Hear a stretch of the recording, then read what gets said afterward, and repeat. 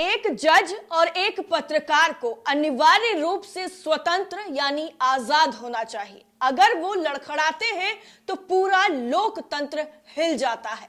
Supreme court के पूर्व जज जस्टिस बी.एन. श्रीकृष्ण का यह बयान उन सभी लोगों के मुंह पर तमाचा है जो पत्रकारिता को चाटुकारिता में बदल चुके हैं, जो चरणों में पड़े रहते हैं। सरकार से सवाल करने की हिम्मत उनके अंदर नहीं है। विपक्ष से ही सवाल करने में उनको सारी की सारी खुशी मिल जाती है।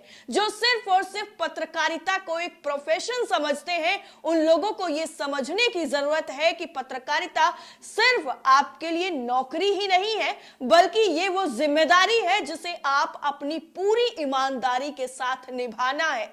वो जिम्मेदारी है जिससे आप लोगों के बीच में सच पहुंचाते हैं, और उन लोगों के लिए ये खबर भी जरूरी है जो आजकल एक रंग या धर्म के पीछे पड़े हुए हैं। दरअसल आपको बता दें कि मुंबई प्रेस क्लब की तरफ से आयोजित रेडिंग्स पुरस्कार समारोह में ये बातें जस्टिस बी.एन. श्रीकृष्ण ने खुद कही है। Justice BN. श्रीकृष्ण ने कहा है कि आज के माहौल में चर्चा का शब्द राम है। क्या मैं सही हूं? तो मैं रामायण को कोट कर देता हूं। मैं नहीं जानता कि वास्तव में राम को मानने वाले कितने लोगों ने रामायण पढ़ी है, जो आज राम का नाम लेकर के सड़कों पर उतर रहे हैं, राम का नाम लेकर गूंज उठा रहे हैं। मैं नहीं समझता कि उन लोगों में कितने लोग हैं जो रामायण पढ़ चुके हैं, और अगर उन्होंने रामायण पढ़ी है तो वो इस तरह का कभी नहीं करते। जस्टिस आगे कहते हैं कि विभीषण की तरफ से अपने बड़े भाई रावण को दी गई सलाह का एक अंश जो उसे सलाह देता है कि वो सीता अपने पास ना रखे। वो कहता है कि तुम मेरे भाई हो, तुम मेरे खिलाफ हो। वो कहते हैं सुलभा पुरुष राजन सततम प्रियवादिना, यानी प्रियसु तु पथस्य वक्त श्रोत चा दुर्लभा। वो कहते हैं कि हे राजा, पराक्रमी राजा, लोग हमेशा आपसे बहुत ही सुखद तरीके से बात करते हैं, लेकिन आपको ऐसा व्यक्ति नहीं मिलेगा जो कड़वा तो हो, आपसे सच बोलेगा, और ना ही आपको ऐसा व्यक्ति मिलेगा जो कड़वा सच सुनने को तैयार हो। और ये एग्जाम्पल जो है वो पत्रकारों के लिए दिया गया पूर्व जस्टिस की तरफ से, और कहा गया कि आप ऐसे बनिए कि आप सच बोलें लेकिन कड़वा बोलें, और वो सामने वाला ऐसा बने जिसे सच सुनने की आदत हो, जो कड़वा सच सुनने की भी क्षमता रखता हो। जस्टिस आगे कहते हैं कि वो एक पत्रकार का काम है सत्ताधारियों के खिलाफ सच बोलने का, लेकिन आज वो भी नहीं बोला जा रहा है। संयोग से एक जज के रूप में ये मेरा काम भी है। अब दो व्यवसायों का स्वतंत्र होना बहुत जरूरी हो गया है। हर कोई स्वतंत्र नहीं होने का जोखिम उठा सकता है। एक जज और एक पत्रकार अगर वो लड़खड़ा जाते हैं, वो अपने मार्ग से भटक जाते हैं, तो पूरा लोकतंत्र खतरे में पड़ जाता है। जस्टिस आगे कहते हैं कि पत्रकार को चौथा स्तंभ कहते हैं। राज्य के बाकी तीन स्तंभ कौन से हैं? विधायिका, संसद और न्यायपालिका। ऐसी स्थिति की कल्पना करें जब वो एक दूसरे के साथ सहवास करें, फिर क्या होता है? स्थिति की देखभाल करने वाला कौन है? पत्रकार का काम होता है कि वो उन्हें सच बोले और कहे कि अरे तुम लोग यहाँ गलत हो। पत्रकार का काम सच्चाई को तथ्यों के साथ जनता के सामने रखना है। स्वतंत्रता खो देने वाला पत्रकार उतना ही बुरा है जितना कि उस न्यायाधीश का जिसने अपनी स्वतंत्रता खो दी है, यानी वो आजादी से सच्चाई बोल भी नहीं सकता है। अब एक पत्रकार की स्वतंत्रता खोने के कई तरीके होते हैं, जिसमें जस्टिस ने उन सभी चीजों के बारे में बात की है। गुरबीर ने खतरे की स्थितियों के बारे में बात की। छापे और आपको जो भी जांच एजेंसी का नाम लेना है आप वो ले सकते हैं, जमानत के साथ या फिर बिना। लंबी जो अवधि है यानी जो लंबा वक्त है उसके लिए कैद, पुलिस की तरफ से निरंतर निगरानी, ये कुछ ऐसे तरीके हैं जिनसे किसी पत्रकार की आजादी छिन सकती है। आगे ये भी कहा गया है कि ये मेरे दोस्तों ने डिबेट के दौरान ठीक ही बताया है कि घटनाएं जैसे तैसे सामने आई हैं। अब खेल में तस्वीर, अगर आप एक क्रिकेटर हैं तो आप परेशान नहीं होंगे कि गेंद आपको कहीं हिट कर रही है, लेकिन आप सबसे तेज गेंदबाज के सामने खड़े होने जा रहे हैं। यह सुनिश्चित करना है कि गेंद सही सीमा रेखा के पार हिट हो और छक्का ही जाए। पत्रकार को यही करना होता है, और यही हमने कुछ वरिष्ठ पत्रकारों को देखा है जिन्होंने ऐसा किया है, और उन्हें सम्मानित भी किया गया है। युवाओं के लिए कहा गया है कि याद रखें कि आप एक ऐसे पेशे में हैं जहां ईमानदारी वास्तविकता में सबसे अच्छी नीति है। ईमानदारी से बढ़कर आपके पास और कोई ताकत नहीं होनी चाहिए। अपने प्रति ईमानदार रहें, सुनिश्चित करें कि आपका विवेक आपको बताता है कि आप जो भी कर रहे हैं वो सही कर रहे हैं।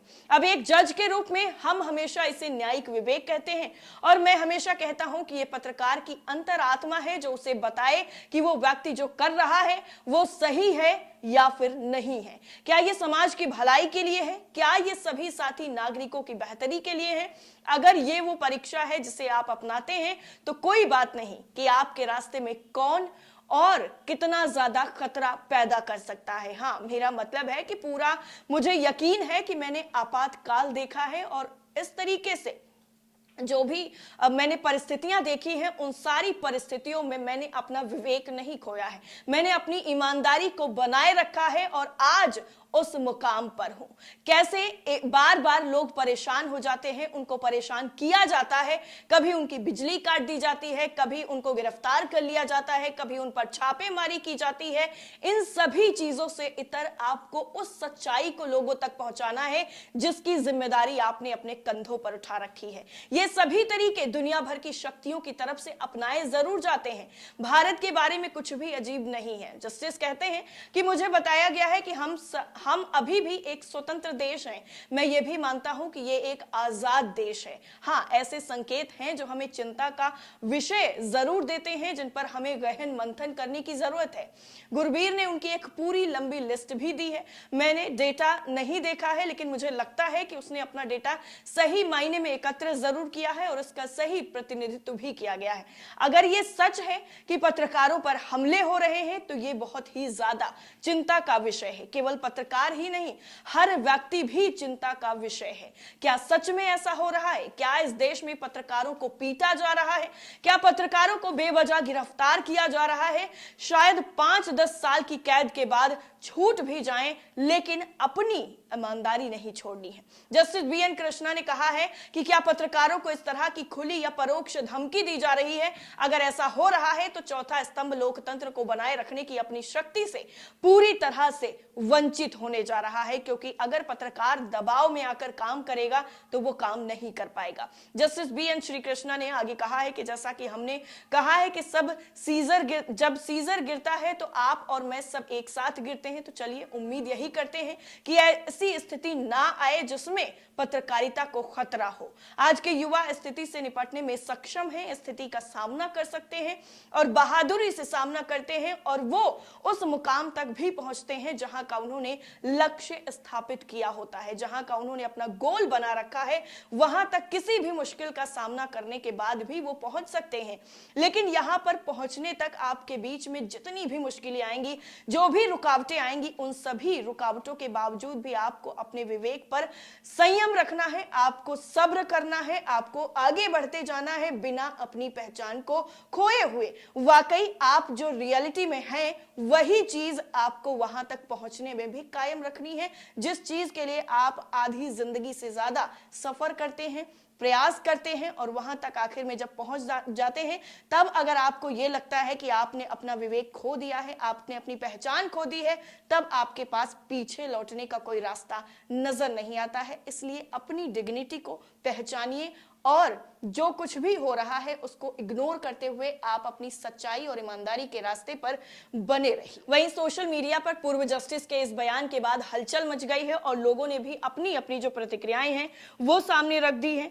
ब्रिज हैं, इन्होंने भी इस पूरे मामले में ट्वीट किया है और ट्वीट करते हुए ये क्या लिखते हैं वो आपकी स्क्रीन पर लिखा है। सुप्रीम कोर्ट के पूर्व जज जस्टिस BN श्रीकृष्ण जज और पत्रकारों पर बहुत सारी बातें की हैं। जस्टिस BN श्रीकृष्ण ने कहा है कि एक जज और एक पत्रकार को अनिवार्य रूप से स्वतंत्र होना चाहिए। अगर वो लड़खड़ाते हैं तो पूरा लोकतंत्र लड़खड़ा जाता है। एक और ट्वीट है, ब्रिज द्विवेदी का, लिखते हैं सुप्रीम कोर्ट के पूर्व जज जस्टिस बी.एन. श्रीकृष्णा जज और पत्रकारों पर बहुत सारी बातें की हैं। जिस तरीके से उन्होंने आज बातें की हैं वो वाकई आईना दिखाने वाली है। निगार परवीन की तरफ से भी ट्वीट किया गया है। लिखा है, सुप्रीम कोर्ट के पूर्व जस्टिस बी.एन. श्रीकृष्णा ने कहा, एक जज और एक पत्रकार को अनिवार्य रूप से स्वतंत्र होना चाहिए और अगर वो लड़खड़ाते हैं तो पूरा लोकतंत्र हिल जाता है। गोदी पत्रकारों की हरकतें देखकर अब जस्टिस भी बोलने लगे हैं। बहुत जल्द जुर्माने से बात सजा पर आने वाली है। अगला जो ट्वीट है वो मोहम्मद मुस्तफ़ा हैं। इन्होंने लिखा है कि एक जज और एक पत्रकार को अनिवार्य रूप से स्वतंत्र होना चाहिए और जस्टिस बी.एन. श्रीकृष्णा के जो बयान है उसको इन्होंने कोट किया है। अगला जो ट्वीट है वो दीपक कुमार का है। ये लिखते हैं कि कोरा आदर्श किसी काम का नहीं होता है, आदर्श वाक्य का सिर्फ जाप किए जा सकते हैं।